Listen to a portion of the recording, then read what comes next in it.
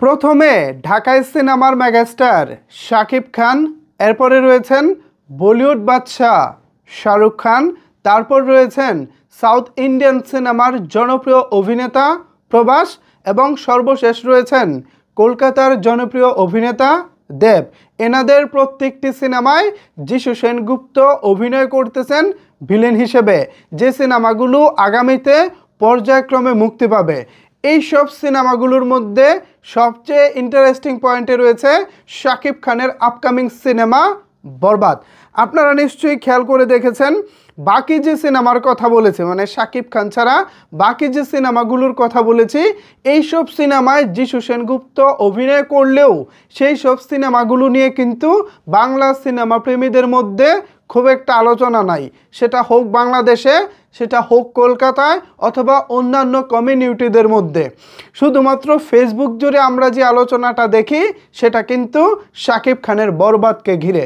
ভাবা যায় যেখানে বলিউডের জনপ্রিয় নায়ক শাহরুখ খান রয়েছে, সাউথ ইন্ডিয়ান সিনেমার জনপ্রিয় নায়ক প্রভাস রয়েছে, কলকাতা থেকে কলকাতার দেব রয়েছেন, অবশ্য যিশু সেনও কলকাতার, কিন্তু দেখেন সবগুলোকে আলোচনার বাইরে রেখে আলোচনার তুঙ্গে রয়েছে শাকিব খানের বরবাদ।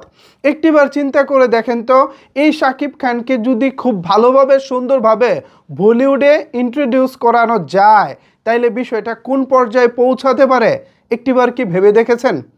আমরা ভাবি, প্রায় ভাবি এবং আমরা স্বপ্ন দেখি একসময় শাকিব খান বলিউডে রাজত্ব করবেন।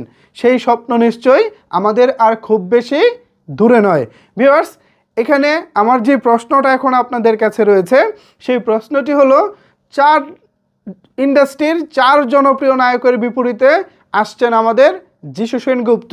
আপনার কি মনে হয় কোন সিনেমার ভিলেন রূপে যিশু সেনগুপ্ত আমাদেরকে ঝলক দেখাতে পারবেন?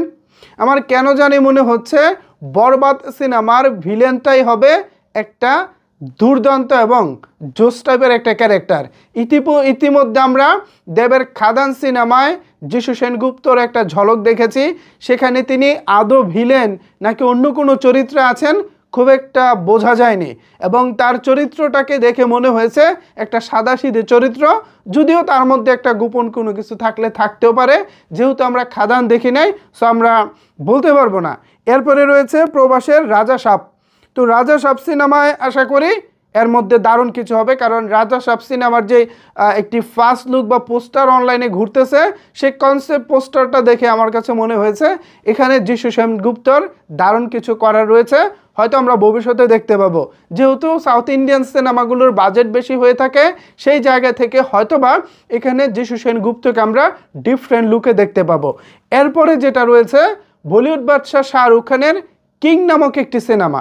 এখন সেই সিনেমায় আদৌ যিশু সেনগুপ্ত থাকবো কিনা এটা মোটামুটি একটা রিউমার রয়েছে, হয়তো ভবিষ্যতে আমরা জানতে পারবো। তবে সেখানে যিশু সেনগুপ্তর চরিত্র কেমন হবে এটা এখনই বলা যাচ্ছে না। কিন্তু আমি এই সবগুলো ছবি থেকে শাকিব খানের বরবাদ নিয়ে অনেক বেশি আশাবাদী।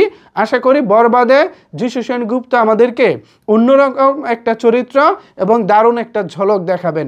ভিউয়ার্স, আপনাদের কি মনে হয় এই চার ইন্ডাস্ট্রির চার নায়কের মধ্যে কোন সিনেমায় যিশু সেনগুপ্ত দারুণ কিছু করতে পারে বলে আপনি মনে করতেছেন? আপনার সেই চিন্তা ভাবনাটা নিচের কমেন্ট বক্সে জানিয়ে যাবেন। ধন্যবাদ সবাইকে এতক্ষণ আমার সাথে থাকার জন্য।